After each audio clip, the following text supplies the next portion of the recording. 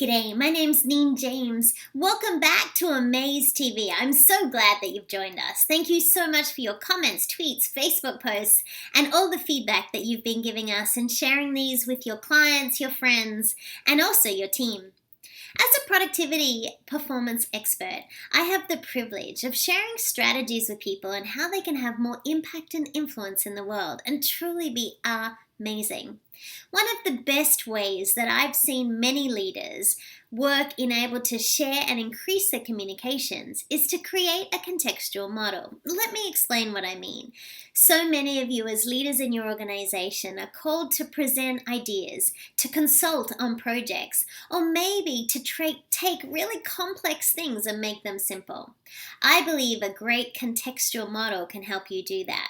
Now, models are really just squares, circles, and triangles. We all know that, and sometimes they get fancy and they get smushed together, or there's arrows. But the reality is, a really great model makes it easy for people to understand. Contextual models really appeal to the strategic thinkers in your audience, and they also help provide a framework for the very tactical people in your audience. Famous models in history have included the Covey model, where he talked about the urgent versus the importance in a quadrant, which is really just a square. If you look at the food industry, they have the food pyramid, which is really just a triangle. I was thinking that maybe one of the strategies you could apply is to create a contextual model for your intellectual property. If you have something you're sharing with your team, if you're a speaker who's sharing expertise, if you are a leader wanting to simplify your message, could you create a model? The first step in creating a model is decide what shape is really beneficial for you. Is it a square, a circle, or triangle? And by the way, I've given you a cheat sheet. If you go to the blog on neenjames.com, you can also find a cheat sheet which gives you great ideas to create contextual models. And this is part of the Thought Leaders Global Intellectual Property. I'm sure you'll enjoy that.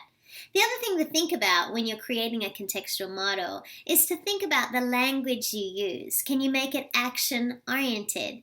Can you make sure the words you use in your model are in language palette? Now, language palette simply means that the words make sense. If you think about t-shirts, we have t-shirt sizes, small, medium, and large. But if I was to say we had small, medium, large, and huge, or tiny, small, medium, and large, tiny doesn't work and huge doesn't work. Those words are not in language palette.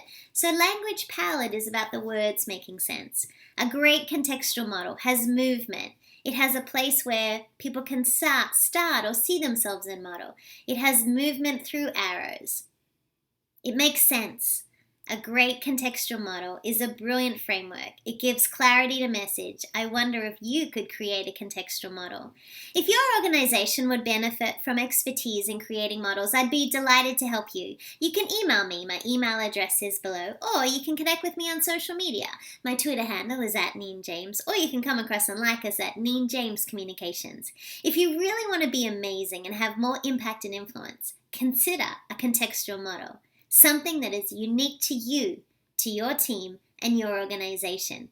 That's just another way as a leader you can truly be amazing.